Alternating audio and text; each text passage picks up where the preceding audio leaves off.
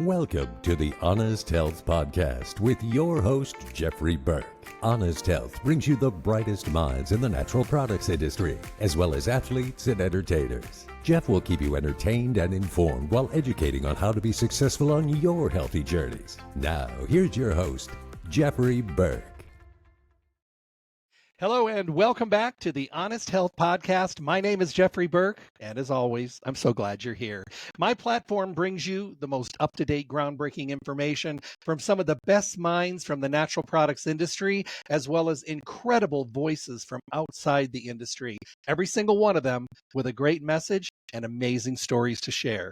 Because in my mind, everybody has something to bring to the table. And it's always good if we're sitting there and we have a great audience and everybody gets to listen and learn. As you tune into the podcast, if you like what I'm doing, remember, you know what to do. Like, share, subscribe, which is all new to me after so many years of radio, but I always mention that just as well. And remember, if you want to leave a comment, please do.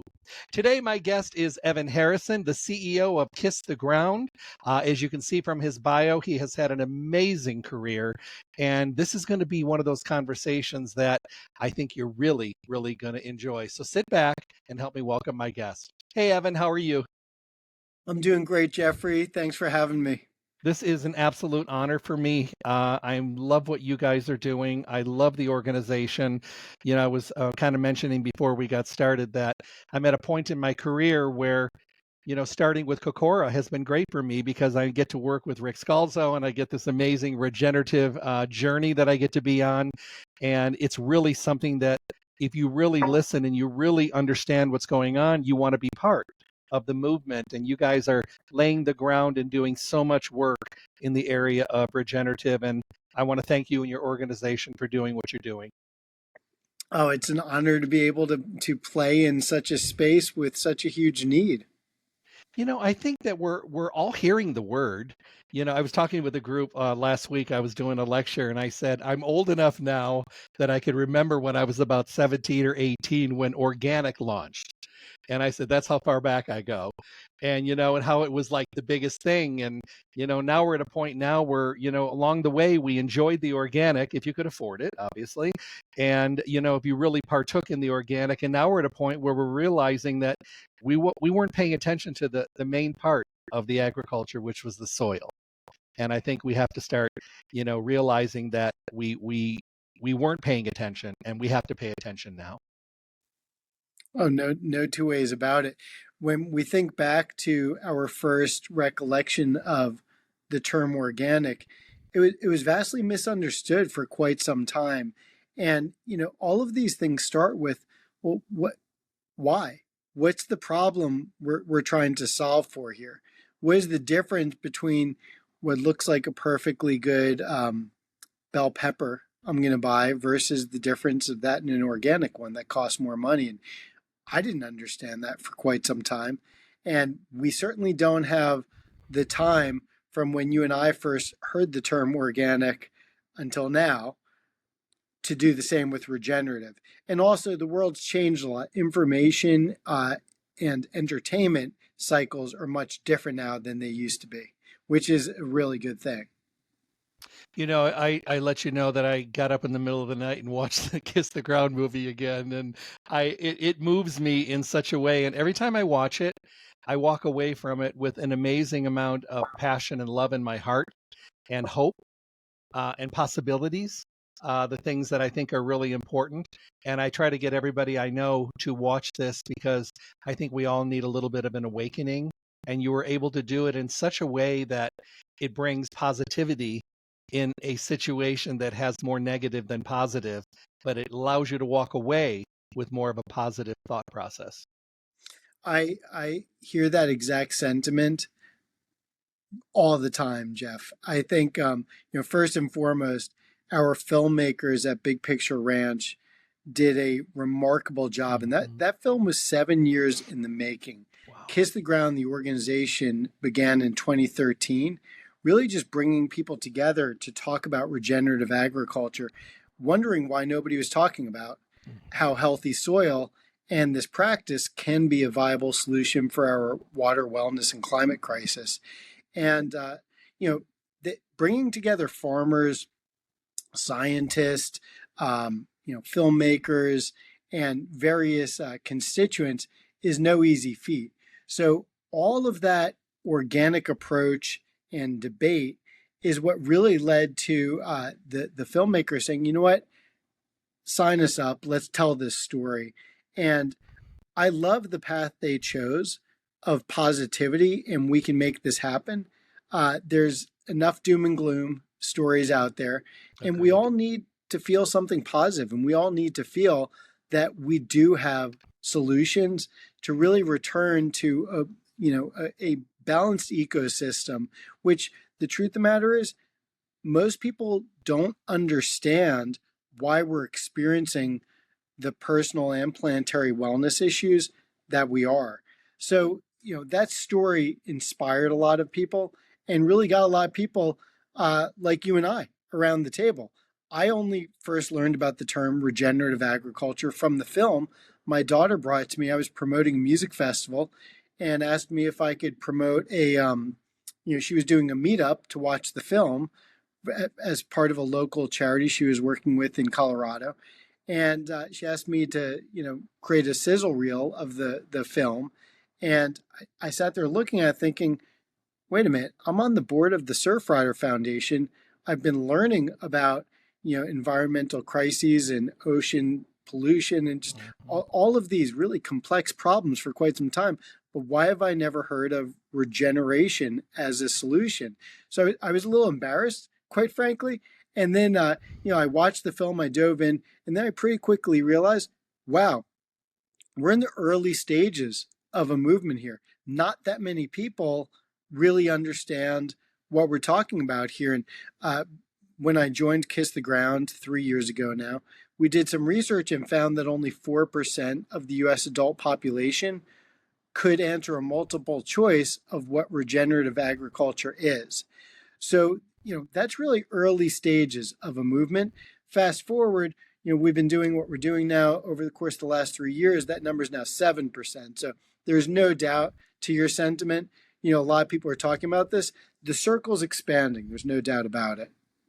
Well, and we all hear about global warming, and we all hear about, what we've done and what has been done and what we've ignored, with our planet for a very long time. And with all of those things, you rarely hear solutions that even mention regenerative in the resolutions that they're trying to bring to the table. And we know that there is a direct connection between regenerative agriculture and carbon drawdown and in amazing levels if it's done correctly. And I think some of the people that are out there that are talking the loudest are not even bringing that into the conversation. So we have a long way to go, which is good. And it's the amazing passion of the people that are in it right now, I think, are going to be a driving force to bring more people into the fold, if that makes sense. That makes the most sense to me. I was fortunate enough to be a part of a different kind of movement in changing adoption to experiencing music and entertainment in the digital age. And what I saw was the early fights about compression, audio, the size of files, and what I refer to as the geeking out.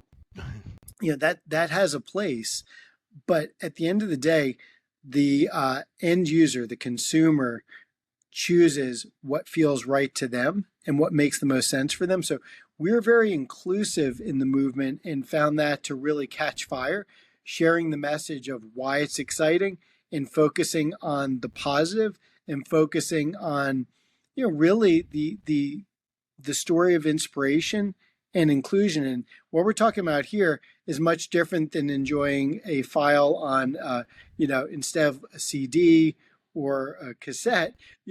We're not talking about that. We're talking about getting nutrients from the food we're eating and our wellness. So people are really, really grabbing onto, wow, I had no idea that when I'm drinking coffee in the morning that it has harmful chemicals that are making me feel this way. Oh, I had no idea that bread makes me feel a certain way because of the way it is the flour is harvested. There's very little awareness. So when we meet people where they're at, when we don't shame people for not understanding the science, and when we're inclusive in the movement, you have to bring youth into the movement, because Absolutely. the youth movement is what makes movements happen. And you have to again meet people where they're at. And the film really got things started in a material way. But what we found is not everybody wants to watch an hour and 45-minute or 2-hour documentary. Not everybody wants all the detail. So, having shorts programs, 90 seconds on Instagram, critically important. Having different people tell the story from their own vantage point, and connecting the sourcing of our food. Most people don't think about where the food they're eating was grown, processed, and distributed. So few people meet a farmer and talk to them about how they do what they do. So there's a lot of ground to be filled there.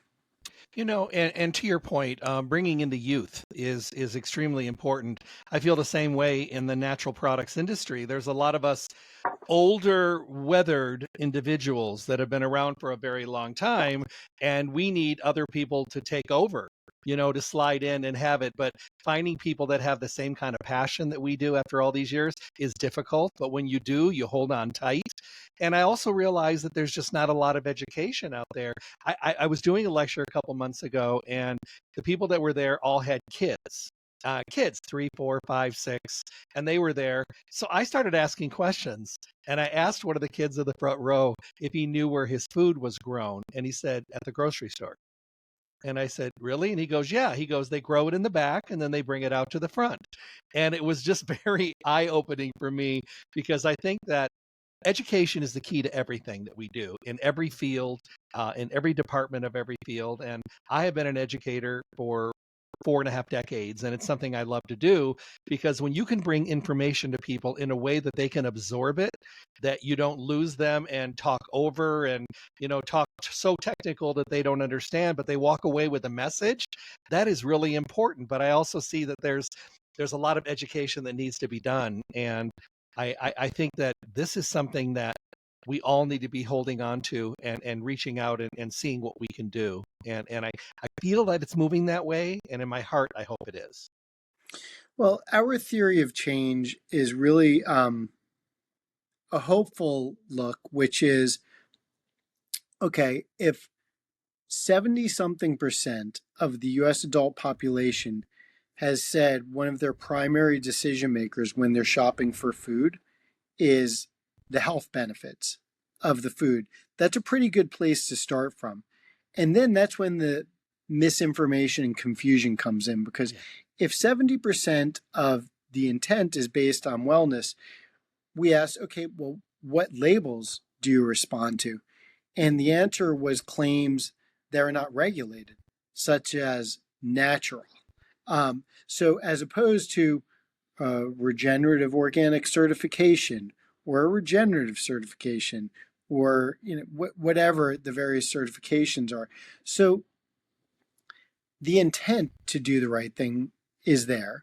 And I believe movements are truly tipped off by that breaking point moment or the tipping point moment, when you have an idea that really catches fire. And if that idea is, hey, if I start to connect what I'm eating with how I'm feeling, and I think about the sourcing of that, and I've heard this term regenerative, and I don't know that much, but what I know is there's something about the farming system today that is making us not as well. And there is an opportunity to go back to farming where it's ecosystem based, as opposed to one crop. There's multiple crops, there's live animals, integrated, and and that makes the soil healthier, and having healthier soil makes the fruits and the vegetables and the produce, the products, that much more nutrient dense, and that makes me healthier. We can get to that. And then if those informed consumers are really using their purchase power to drive change, large companies will start to adjust, which they already have, and policy will follow. And that's when massive scaled change starts to occur. We're seeing, and, I was talking with Rick Scalzo, and we were talking about how, he's in conversation with countries around the world that are starting to reach out and starting to embrace the idea of regenerative agriculture. And this has been a very deep passion for Rick for a long time, because he's done the certified organic, and now the certified organic, certified regenerative on his farm down in Costa Rica. I mean, he is following this to the T and driving it home, bringing products that we can actually say on the label, certified organic, certified regenerative, because he's doing it right. I don't know if you know this, but his farm down in Costa Rica was one of the first farms to ever get a gold rating on his soil. And this is a big thing because they measure everything you're doing. And that was a pretty big kind of designation that I feel very passionate about. But it's the same thing. We have to get people that are visible and people that understand the connection between, to your point, healthy soil, healthy food, healthy me. And I think if we do that, people sometimes don't even realize they feel terrible because of what they're eating, and the media obviously out there makes really bad stuff sound really, really good. And the food companies have made terrible quality food taste so delicious that we gravitate toward it. And rarely do people think about where it's coming from. When you're on a craving and you're binging, you're just eating. But if you think a little bit more, you don't have to become a vegetarian or a vegan, but you should become aware of the food and where it's coming from. And if there's something you can do to get healthier food on your plate, for the plates of everybody around you, and then once the crop is harvested, ask yourself, are we doing everything we can to that soil where this crop came from? Are we preparing it? Are we taking care of it? Are we embracing it? Are we using everything we have to make it healthy? Those are some questions we need to start asking. There's a lot to really peel off that you just threw out there. I will start with the concept of overwhelm. Right now, especially the way algorithms work on social media, where we get the majority of our entertainment and information. If it's known that I have a bunch of fitness, if I have interest in fitness, I have interest in surfing, I have interest in where my food is grown, I have interest in artisanal, coffee, in wine. Like these are some of the things I love above and beyond music and trail running and surfing. Now that it is known, I get overwhelmed with products trying to sell me, services trying to sell me. And there's a lot of marketing sound bites that are not regulated. So we, the consumer, have to take all of this noise and decide what we're going to give mind to and go a little deeper. And that's a tough thing. Mm-hmm. So what we've started to do at Kiss the Ground is say, okay, we have 3 programs. We have storytelling, we have education, and we have partnerships. Storytelling is about we need to create content and distribute that content across multiple platforms every day, or else our message just won't cut through. And what that means is 10-minute mini documentaries, 90-second shorts, little pull quotes of inspiration. And then the goal there is simple: to reach and engage new audiences. So I mentioned we're at about 7% awareness now, and we're trying to get to that tipping point. We need to double, triple in the next 5 years the level of awareness. Not everybody wants to go deeper, but remember my comment before. If we just get people to associate the word regeneration and regenerative farming with healthy soil and with health, that's a pretty good start. But then from there, we know that some people want to go a little bit deeper. That's where our education program comes in. And we offer 90-minute on-demand courses. So now you can go to any dinner party, you can grab any microphone, you can go create your own company, and you can aspire to be the next Rick and create your next wellness company. That is a subsector, but it's a need, and we want to make that available. And then we have, for people who don't want to pay, take 90 minutes, we have simple shopping guides, which do incredibly well because we know people are overwhelmed when they go to the supermarket. So we've done a dairy guide, we've done a wine guide, we've done all these different guides, and we also did a just general demystifying the labels in the supermarket. This is what they really mean. You can pull it right up when you're shopping for eggs and say, oh, okay, wait, cage free, but what does that really mean? What's this claim really mean? What's this certification really mean? So that education level for those who want to go a little deeper, so important. And then the third is we believe that there are a lot of really big companies with really good people who want to affect change. And it's very hard to get a big company to change quickly. So instead of saying, oh, they're the bad guy because they're a big company and because they've figured out a way to maximize profit and to have foods that may not be the best for us, it doesn't mean they're not going to, number one, want to go where consumer trends are going, which may be difficult to do. But also, number two, there are going to be a lot of people that want to lead change there and do the right thing. We partner with those companies and small companies to give them the tools to talk first internally about the why and how, and then to go out to their consumers responsibly without making big, bodacious claims of regenerative products. So we feel all those things together are what lead to the masses starting to get on board and to that tipping point.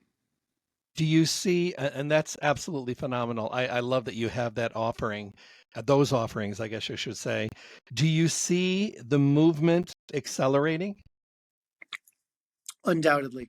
So we look at, my background, Jeffrey, is in music and media industries where you have weekly data and you live and die by your weekly data, in whether it's promoting an artist or a rating for a brand.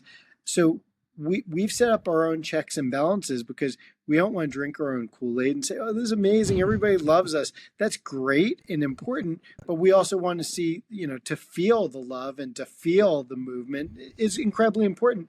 But you also want to know that what some things you're doing are working, do more of it. Some things you're doing are not actually having an impact, do less of it. So we look at how much audience we reach every week. We monitor that audience, and then we look at how many engage. So reaching with a message in this overly messaged, cluster of information and entertainment we live in now, that's a data point, but it's not the data point. So you start with how many do you reach, but then what percentage of that audience engages? Comment, play a video, share it, all of the various engagements. And then on down to, did we win over a new supporter? Were audience supported? Didn't somebody say, I love the work you're doing and I want to help support it, just like I did my public broadcast station, that kind of model. So we monitor that every week. And what we see is week over week, month over month, year over year, it's all growing in double digits. And, in some cases, exponential. So the answer is yes, it's gaining momentum. And the most important statistic we've seen internally is 90% of the audiences we reach every week are new to the conversation. So that's really inspirational to us. And that's what keeps us, skipping our step, trying new ways to reach people with new messages without overwhelming. The power of the younger generation has always been something that, has more weight than people really afford it. And I think today, utilizing a very well-educated younger generation, a very passionate younger generation who wants to get aboard things that are going to be, it seems like they want to be healthier. They want to reach out to things that make their life better. And if we can bring them into the fold, oh my goodness. It's going to be amazing. Our staff represents the audience that we're trying to reach. Mm-hmm. We've got a board member who's now helping out on our staff with farmer relations named Rick Brown. He's a fifth generation farmer who turned to regenerative practices simply because it made sense, growing hemp and multiple other crops. He brings a lot of practical on the ground wisdom. He's also done work in policy. We have, we have myself who came from a completely different industry, really the storytelling background. And then we've got a lot of very passionate millennial and Gen Z staffers who just bring so much energy to the conversation. The original thought early in the movement was, who are the experts?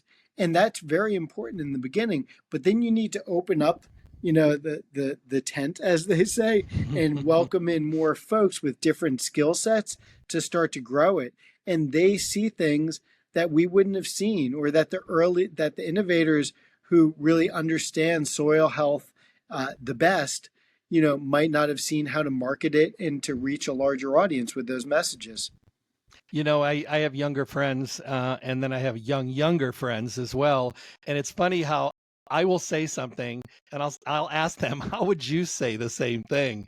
And it's completely different than what I said. And I said, that's a different take. She goes, well, that's something we understand.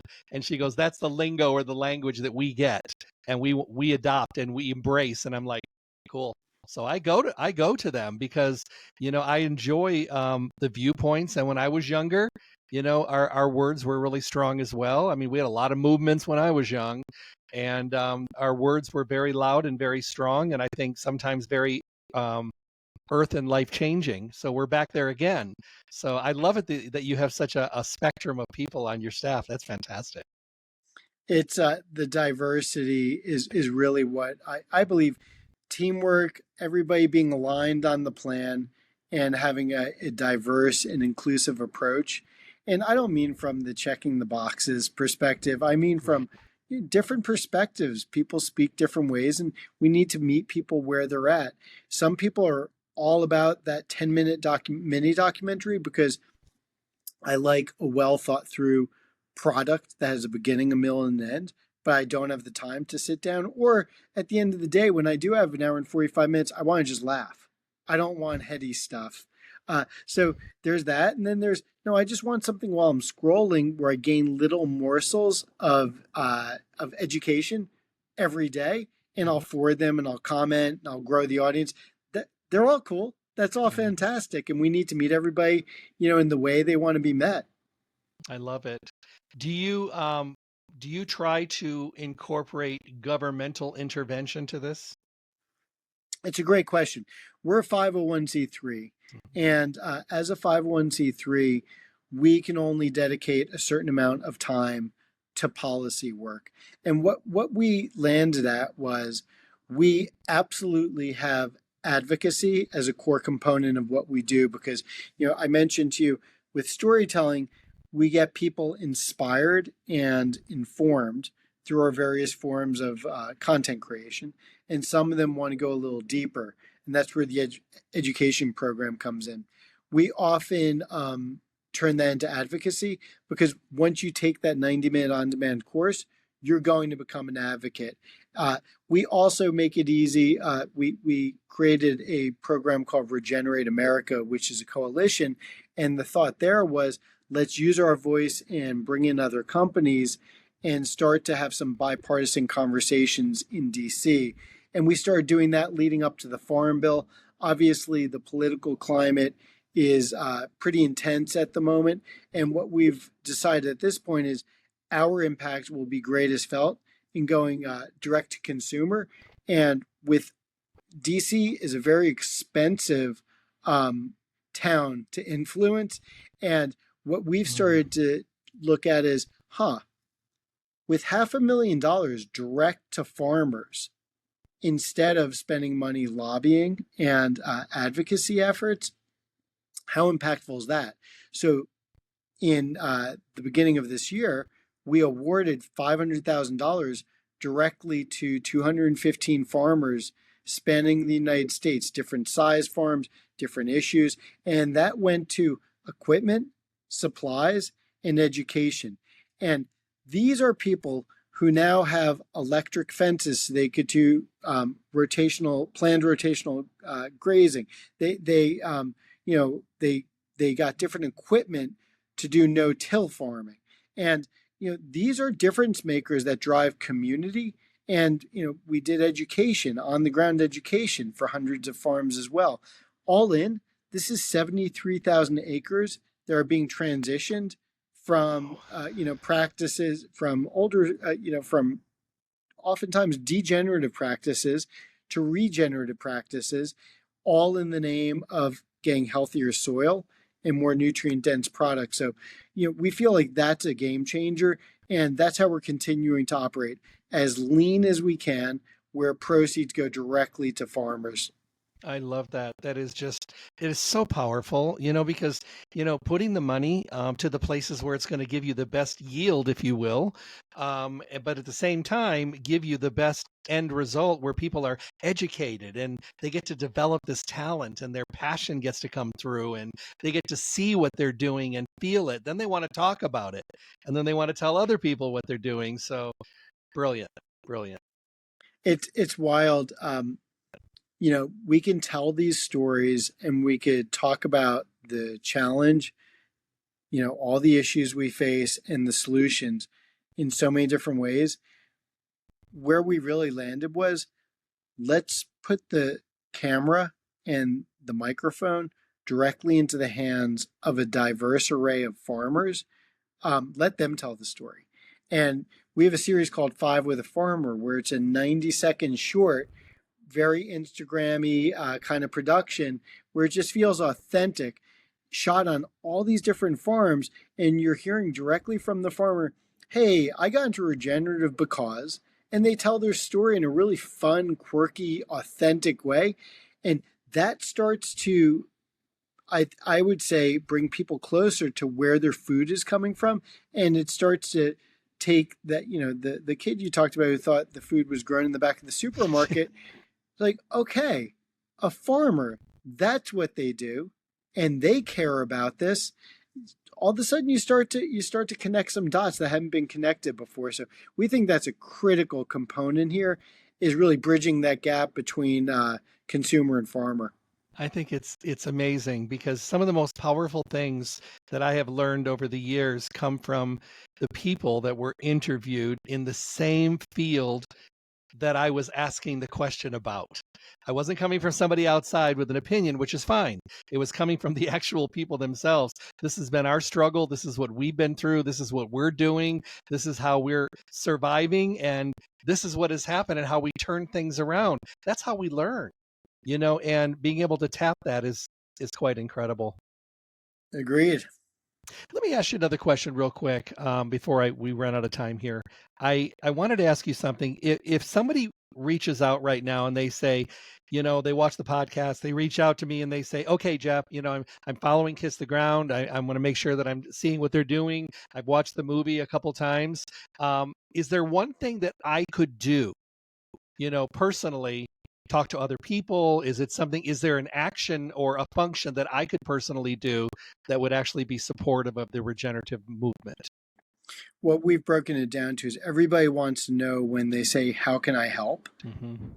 That it actually helps, right? So what we've broken down is for every $10 we raise, that helps transition 1 acre to regenerative farming practices through our storytelling, our education, our partnerships, and direct to farmer grants that we make available. So the first and easiest is, to support us as a nonprofit. That's our lifeline.